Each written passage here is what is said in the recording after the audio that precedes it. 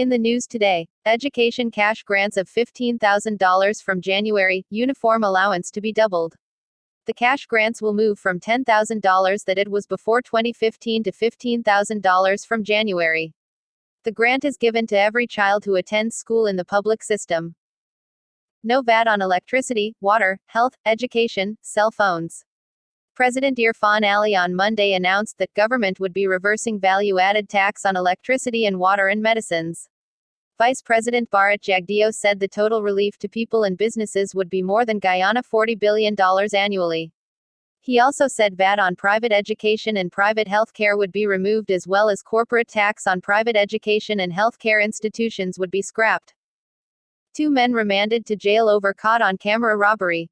2 men who were caught on camera a week ago robbing a woman of her belongings appeared in court today and were slapped with armed robbery and possession of firearm charges.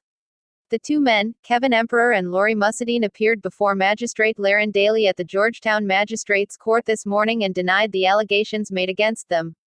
Police records show that on the 1st of September at Borda Market, the 2 men robbed Carolyn Harris of her phone, handbag, sunglasses and cash totaling $75,000. The court was told that one of the men was armed with a handgun during the course of the robbery and pressed it against the woman's chest while relieving her of her belongings.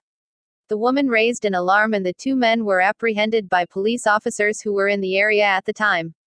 The 2 have been remanded to jail and will make their next court appearance later in the month. The body of a minor was discovered lifeless by his boss with his hands and feet bound wrapped in a multicolored hammock inside the Puruni River, Region 7, Guyanese Mazaruni, yesterday, Sunday. The deceased has been identified as Tyrone Thomas, of Charity, Essequibo Coast, who is believed to have been murdered between September 1 and September 6 at Thomas Island, Puruni River. Vice President Bharat Jagdeo on Monday announced that the 2020 emergency budget is estimated at $330 billion, some 10% more than 2019. However, he said much of the budget represents money already gone in a spending spree by the last government and also takes into account annual payments. With the spending already, and other costs, the new PPP government was only left with $22 billion for new initiatives. The budget will include $7 billion for COVID-19 relief and a $5 billion subvention for the Guyana Sugar Corporation, GuySuco.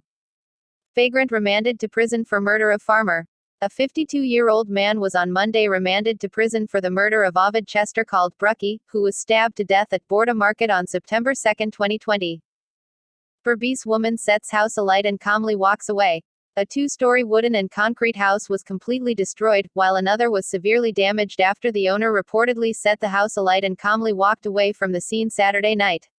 The woman was only identified as Zalamoon, and Zali. She lived alone at the now burnt property at Lot 11 Lancaster Village, East Berbice, Quarantine. Police attempting to clear the road at number 1, East Berbice, Quarantine. Relatives and residents are protesting for justice for construction worker Orlando Jonas, who was killed on Saturday evening at Albion. ExxonMobil has made its 18th discovery offshore Guyana at the Redtail 1 well, which will add to the previously announced estimated recoverable resource of more than 8 billion barrel of oil equivalent barrels on the Stabroek Block.